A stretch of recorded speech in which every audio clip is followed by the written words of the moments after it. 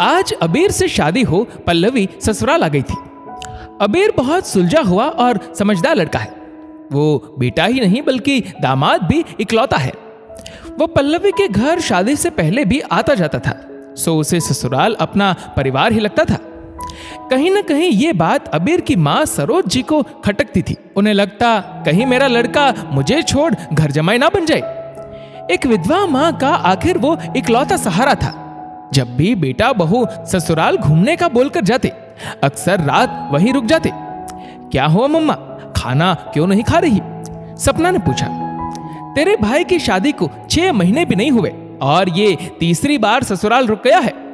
बात एक रात की नहीं, जब ससुराल शहर में ही है फिर रुकने का क्या मतलब? घूम फिर कर आ जाओ।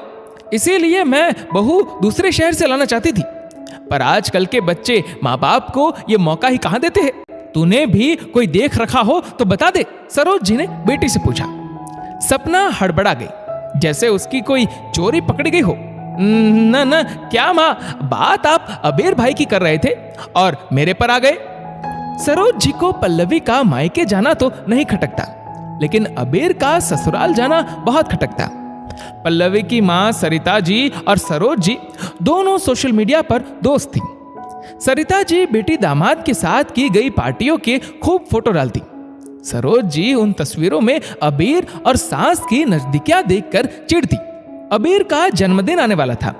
सरोज जी इसी कोशिश में थी कि अबीर उस दिन ससुराल ना जा पाए। उन्होंने पहले से सब तैयारियां शुरू कर दी। अबीर को हिदायत दी कि वो पूरा दिन घर रहेगा। सरोज जी ने पूरा दिन बेटे के पसंद के पकवान बनाने के लिए खूब तैयारी की। सुबह पूजा रखवाई। पूजा में पल्लवी और अबीर बैठे। शाम को कुछ रिश्तेदारों और अबीर के करीबी दोस्तों को बुलवाया गया। छोटी सी पार्टी रखी गई, लेकिन किसी वजह से पल्लवी के माता पिता ना आ सके।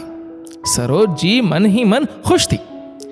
एक दिन फोन देखते हुए सरोज जी पल्लवी से, बहू तुम्हारी माँ हर फोटो में अबीर को माई सन क्यों बताती है? दामाद को तो सन इन लो कहते हैं।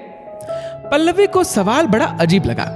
वो नादान इस सवाल के पीछे छुपी एक माँ की असुरक्षा के भाव को नहीं समझ सकी। एक माँ के बेटे पर डगमगाते विश्वास का फायदा रिश्तेदारों और पड़ोसियों ने उठाया। वो सरोज जी के बहू बेटे के खिलाफ कान भर दी। अब सरोज जी अबीर के ससुराल जाने का सुनते ही कभी अपनी तबीयत, कभी सपना के कॉलेज का हवाला देकर रोक लेती, जिसे अबीर समझने लगा था। लेकिन माँ को समझाना आसान नहीं था, क्योंकि अबीर अच्छे से जानता था कि उसकी माँ उसको लेकर बहुत पॉजिटिव है। दूसरी तरफ ससुराल में बूढ़े सास ससुर के प्रति अपने कर्तव्यों को भी जानता था। एक दिन किसी काम से अबीर पल्लवी को किसी प्रॉपर्टी की डील के चलते शहर से बाहर जाना पड़ा। सपना भी कॉलेज की ट्रिप पर ऊटी गई हुई थी। तेज बारिश से, रास्ते में जाम से अबीर पल्लवी एक रात किसी गेस्ट हाउस में रुक गए। सरोज जी घर में बिल्कुल अकेली हो गई। कपड़े न भीगे, सो जल्दी में छत से लाते हुए उनका पांव सीढ़ियों से फिसल गया। दर्द में कराहते हुए उन्होंने अबीर को फोन किया। अबीर ने अपने सास ससुर को फोन कर दिया। सरिता जी तुरंत अपने पति के साथ बेटी की सांस को लेकर अस्पताल पहुंच गई। वहां सरोज जी को पैर में प्लास्टर चढ़ाया गया। अपने समधियों को अपने लिए परेशान होता देख, उनके लिए भागदौड़ करता देख सरोज जी का मन आत्मग्लानि से भर गया। मैं तो एक दिन अकेली थी तो मेरे साथ इतना कुछ हो गया। बहू के माता पिता तो बेटी के जाने के बाद बिल्कुल अकेले हो गए। मेरा बेटा सिर्फ मेरा ही नहीं, इनका भी इकलौता सहारा है। जब एक बहू ससुराल वालों को अपना मानकर पूरी जिंदगी बिता देती है, तो क्यों दामाद का ससुराल वालों को अपना मानने में हम असुरक्षित महसूस करते हैं? ये तो शुक्र है मैंने बहू को उसके माता पिता के लिए कभी कुछ गलत नहीं कहा, नहीं तो मैं आज अपनी नजरों में ही गिर जाती। अबीर जानबूझकर गेस्ट हाउस रुक गया। माँ को यही बोलता रहा, रास्ता खराब है। इधर सरिता जी अपनी समधन की खूब सेवा करती रही। समधी जी दवा, फल फ्रूट लाते रहे। 2 दिन बाद अबीर पल्लवी के पहुंचते ही पल्लवी के माता पिता रवाना होने लगे।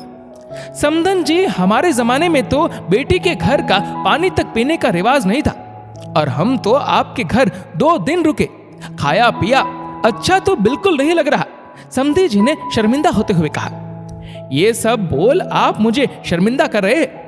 आप लोगों ने जैसे आकर मुझे संभाला, ये तो कोई परिवार का सदस्य ही कर सकता है।